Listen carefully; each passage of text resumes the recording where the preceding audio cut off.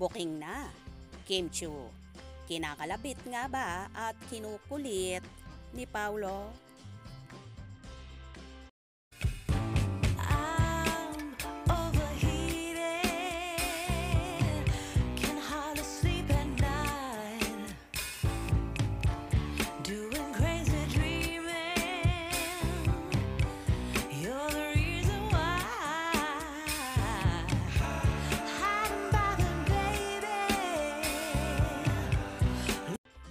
Emotional si Kim Chiu sa success ng kanyang proyekto sa streaming platforms na tinawag siyang Queen of Digital Platforms.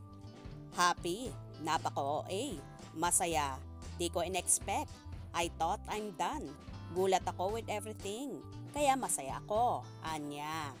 Ang What's Wrong with Secretary Kim ang latest successful project niya na nag-premiere sa View last March 18.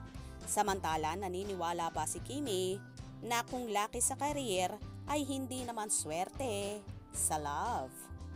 Anya, wag naman sana. Hindi, kung nandyan, nandyan. Kung wala, edi wala. So parang bonus yung love, if ever. Natagpuan na ba niya ang new love? Grabe naman. Masaya naman tayong lahat. So sana, let's savor this moment habang nandyan. Meta description: si Kim ang reyna ng digital platform dahil sa sunod-sunod na tagumpay ng kanyang streaming line project. Panis lahat. Open naman yung heart ko. For now, I enjoy muna my time being myself. Mas focus daw muna sa work si Kim. Work and bonus na siguro kung may kumakalabit dyan na love. Ayon naman sa panayam kay Kim tungkol sa love, open naman daw ang heart niya. Pero as of now, I enjoy my time being myself. Focus muna sa work si Kim at bonus na siguro kung may kumakalapit dyan na love. Wow! Tila pinatutungkulan niya dito ang kanyang leading man na si Paulo Avellino, kung saan napapabalita na hinihintay ng aktor kahit tapos na ang eksena niya sa set. At after nga daw ng set naman na matapos si Kimi, ay inihahatid ni Paulo ito pauwi ng bahay.